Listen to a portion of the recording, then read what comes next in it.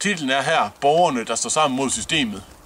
Det kan virke en anelse revolutionært, måske endda demonstrativt, men det er i virkeligheden meget simpelt. Det er i virkeligheden, hvad demokratiet handler om. Det er hvad, der gør os forskellige fra det gamle kongedømme. Det er hvad, der gør os i stand til at adskille os fra herskeren, der ellers har den militære overmagt. Det er i virkeligheden, hvad den midtjyske mentalitet handler om. Det er hvad, der ikke kan underkues af københavnere, der vælger at sætte sig lige nøjagtigt her, hvor vi står og lever, og fortælle os, hvad vi gør galt. Det er vores frihed, der bunder ud i det her. Det er den her modstand mod systemet. Det er vores demokratiske proces, der giver os rettigheden til at fortælle folk, hvornår de skal skride af deres taburet. Det er i virkeligheden, hvad det hele handler om. Det er at tage din liv i dine egne hænder. Og det er noget, du kan lære i Herning bedre end nogen andre steder i verden. Jeg sidder her på Elia. Det er det sted, der for år siden lagde Herning på verdenskortet. Fantastisk stykke kunstværk. Og når vi sidder her midt i bibelbæltet, så synes jeg, at det er passende at tænke på, hvad det i virkeligheden er, Elia står for. Fordi hvis vi kigger på Herning, så er det den fremtrædende by. Det er hovedstaden i bibelbæltet. Den sidste danske kristendemokrat, P.O. Jørgensens far, var biskop i netop dette sogn. Det er et fantastisk monument for kristendommen. Det beskriver simpelthen kristendommens forfald, som ingen teologer kan modsige det. Hvis vi kigger op her, så er det ikke bare Jakobstien, vi ser. Hvis vi går rundt om, ser vi ikke bare 3, men hele 4 Jakobstier. Hvis vi kigger op, så er Jakobstien hvid. Det er meget vigtigt at forstå. Hvid er ikke en farve, det er en kontrast. Det er lyset. Det er lyset fra himlen, der oplyste mennesket og fortalte mennesket være sin egen herre og gå i modstand mod sin skaber. Hvis vi kigger op, ser vi 4 store søjler. Alle 4 har den røde farve. Det er livets farve og blodets farve. Det er kærlighedens farve, symboliseret i toppen af sig selv. Disse 4 store søjler står for de 4 verdenshjørner. De 4 verdenshjørner, som Johannes åbenbarede, at Lucifer skulle tale til, når han endelig brød fri af sit fængsel. For det var Herren selv, det var tyrannen, der satte ham i dette fængsel. Lucifer var lysets engel, som vi også ser af den hvide farve op mod Jakobstien. Jakobstien, som vi ved, leder op til himlen, hvor Lucifer hører til.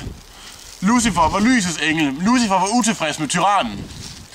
Så det Lucifer gjorde, var, at han samlede de engle, der delte hans synspunkt. De engle, der var enige med ham. De engle, der tænkte frit og gik imod Gud, gik imod Elohim, gik imod Allah, gik imod tyrannen og Herren.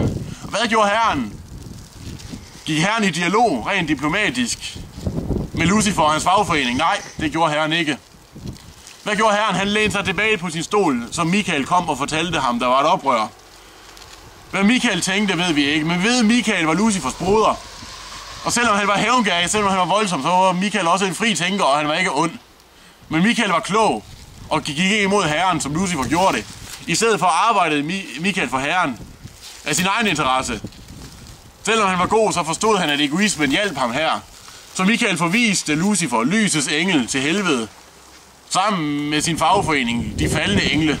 Det har været de kristne her i Bibelen, jeg godt kan lide at kalde for dæmonerne. Det er det ikke, det er de ægte engle. Dæmonerne er i sandhed de, der stadigvæk arbejder for tyrannen, Gud Herren, den almægtige. Såkaldt menneskets fader. Dette er et symbol på individets rettigheder, som ikke kan krænkes af systemet. Hvad vi i virkeligheden ser her i Elia, det er Hernings sjæl, og det er Hernings ånd. Det er et symbol på selve Herning. Det er de majestætiske søjler, du ser, når du kører på motorvejen ind mod Herning by. Det er de majestætiske søjler, der viser, hvordan det midtjyske mentalitet i virkeligheden er. Vi i det såkaldte mørke Jylland, vi i udkants-Danmark, vi forstår det forskel for byråkraterne i København, hvordan tingene fungerer. Her i Herning beskytter vi ytringsfriheden. Vi forviser ikke andre mennesker, fordi vi er uenige med dem. Vi forstår værdien af en dags arbejde, vi forstår, at pengene ikke tjenes, hvis vi sidder inde på Folketinget og fortæller, hvem vi skal tage dem fra. Vores kommunalpolitikere forstår, hvilke sager, der er vigtige.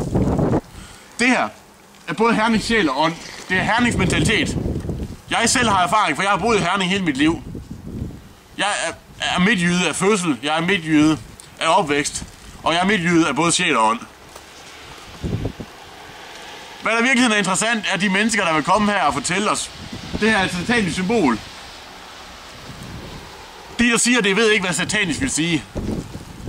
Det er negativt ladet ord for dem. Ondskab findes ikke i den sataniske ånd, men i den guddommelige. Religion er nul eller ingen religion. Gode mennesker vil gøre gode ting, og onde mennesker vil gøre onde ting, det ved vi.